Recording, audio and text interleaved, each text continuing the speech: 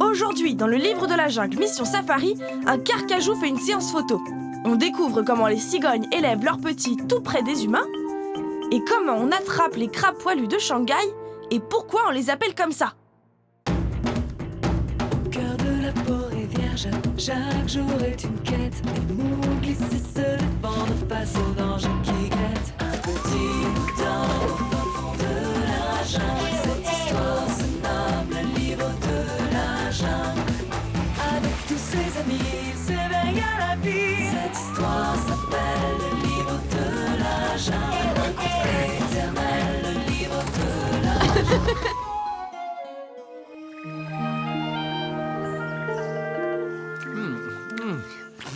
Balou, Bagheera, il y a des arbres verts qui poussent par ici qui n'étaient pas là hier. Qu'est-ce qu'il y a d'étonnant à trouver des arbres verts? Il y en a partout dans la jungle. Tu n'as pas l'air de savoir de quoi je parle, Bagheera. Bon, eh bien, allons-y. Emmène-nous voir ces fameux arbres verts, Iki. Je suis très curieux de voir ça. Avec plaisir, Balou. Suivez-moi.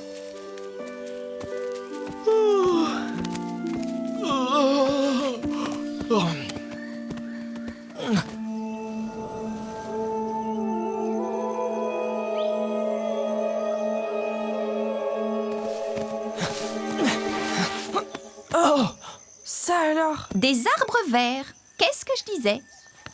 Ah, tu as raison, Iki. C'est très bizarre. Je n'avais encore jamais vu une chose pareille.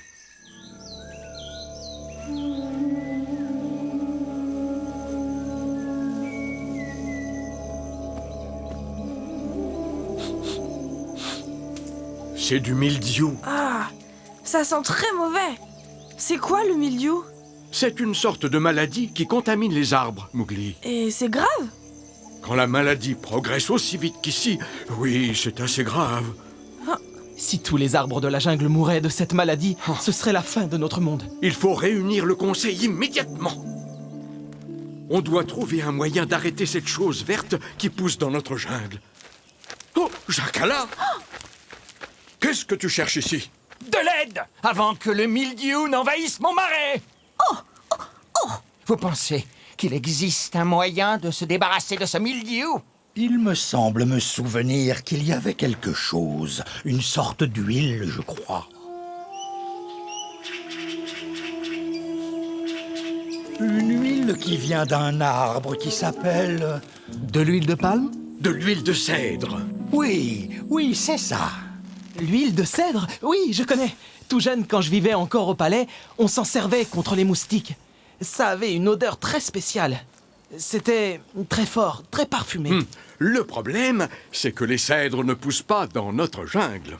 Si les humains utilisent l'huile de cèdre comme le dit Hati, il y en a peut-être une réserve quelque part dans le village. Tu pourrais retrouver cette huile, Bagheera? Oui, s'il y en a dans le village, je reconnaîtrais l'odeur sans problème. Mais c'est bien trop dangereux. Et si jamais il se faisait capturer? Mais enfin, on n'est pas obligé de toujours imaginer le pire quand même. Ces humains qui vivent au village sont bizarres. Les gens photographient parfois les animaux qui vivent dans la nature. Ici, en Finlande, ce pique-et-pêche donne tranquillement des coups de bec dans un tronc d'arbre, tandis qu'un homme se prépare à photographier la mystérieuse créature qui a déposé une patte de renne tout en haut dans les branches. Le photographe attache son appareil photo télécommandé au tronc de l'arbre. Les appareils photo ne présentent aucun danger pour les animaux. Voyons comment ce mystérieux animal va réagir devant cette boîte quand il reviendra. L'homme se cache et doit maintenant attendre et attendre encore. Pour l'instant, seul le pique-et-pêche s'intéresse à la patte de renne. Ça y est, l'animal se montre enfin. C'est un carcajou. C'est vraiment une grande chance, car on a rarement l'occasion de voir la tête d'un carcajou en plein jour. Les carcajous sont surtout des animaux de nuit. Quand le pic aperçoit le carcajou affamé, il sait qu'il a intérêt à filer. Le carcajou n'apprécierait pas de voir quelqu'un s'approcher de son repas. Ces animaux à fourrure vivent plutôt au sol. Mais malgré leur poids impressionnant, environ 32 kilos, ce sont aussi d'excellents grimpeurs. Quand le carcajou escalade l'arbre, il remarque que quelque chose a changé. Cette étrange boîte n'était pas là tout à l'heure. Méfiant, il vérifie que sa patte de renne est toujours là, puis continue à grimper avec prudence. C'est le moment pour le photographe de déclencher son appareil à distance pour prendre des photos. Il n'a pas droit à l'erreur s'il ne veut pas avoir fait tout ça pour rien. Les humains ne sont pas toujours dangereux. Parfois, ils veulent juste prendre quelques photos. Le sais-tu? Les carcajous ne sont pas très rapides, mais ils peuvent courir sur de longues distances. Ils sont capables de parcourir entre 10 et 15 km sans faire de pause. Eh bien, je ne sais vraiment pas quoi dire, Akela. Malheureusement, les humains ne ressemblent pas tous à cet homme. Moi, j'avais déjà entendu parler de certains humains qui aiment attraper ces petites créatures à pinces dans la rivière. Les crabes poilus de Shanghai, oui, c'est comme ça qu'on les appelle. Les gens peuvent être très bizarres. Ici, cet homme remonte toute la rivière pour attraper ces petites créatures rampantes avec un filet fait spécialement pour ça. Chaque année, les jeunes crabes quittent la mer du Nord et remontent la rivière. Selon leur âge, ils parcourent entre 1 et 3 km par jour. Ils vivent là jusqu'au jour où ils retournent à la mer pour se reproduire. Ils doivent faire face à beaucoup d'obstacles le long du chemin. Quand ils sont pris dans les filets, ils découpent souvent des trous avec leurs pinces, ce qui met les pêcheurs en colère. Ceux qui n'arrivent pas à s'échapper se retrouvent souvent dans des restaurants où ils sont servis comme un plat délicieux. Les crabes poilus peuvent mesurer jusqu'à 30 cm de largeur si on compte la taille du corps et la longueur des pattes. Ils se nourrissent d'algues, de larves d'insectes, de coquillages, d'escargots et de poissons morts. Alors nous, les animaux, nous devons vraiment rester prudents. Parfois, les humains veulent vraiment nous attraper. Le sais-tu? Les crabes poilus de Shanghai ont été rapportés de Chine jusqu'en Europe par des bateaux marchands. Leur nom vient des nombreux petits poils qu'ils ont sur leurs pinces.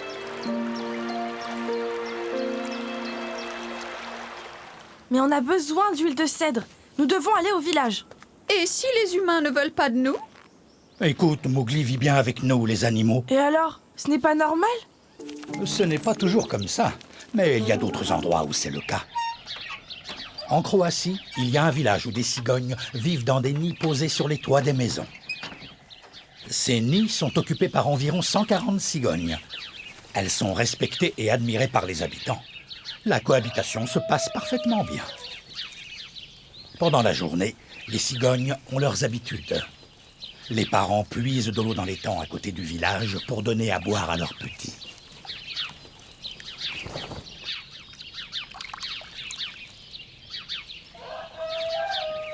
Jusqu'à ce que les oisillons puissent voler, ils restent dans le nid et sont nourris par leurs parents. Avant de pouvoir aller chercher eux-mêmes leur nourriture, les jeunes doivent d'abord bien se muscler et apprendre à voler. C'est un moment difficile pour les parents. Ils doivent sans arrêt rapporter aux petits de quoi manger. Heureusement, le pré derrière le village est plein de nourriture. Les jeunes se nourrissent principalement d'insectes et de vers de terre. Les cigognes adultes, elles, adorent les grenouilles, les poissons, les souris et même les serpents. Le sais-tu? Les cigognes sont des oiseaux migrateurs qui s'envolent vers le sud pour y passer l'hiver. En un an, elles peuvent parcourir jusqu'à 20 000 km, ce qui correspond à peu près à un aller-retour entre Paris et Rio de Janeiro au Brésil. Bon, j'ai un plan. Bagheera et moi, on va au village des hommes. Et vous deux?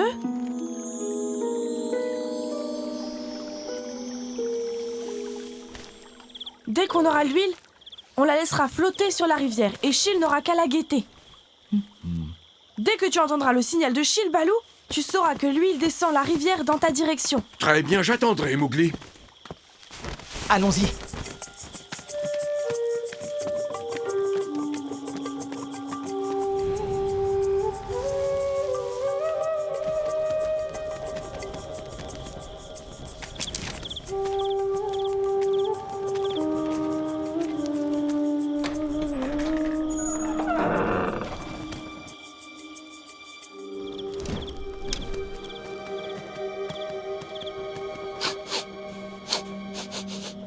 C'est de l'huile? Non, du vin. Ah, Qu'est-ce que c'est, Bagheera? aucune idée.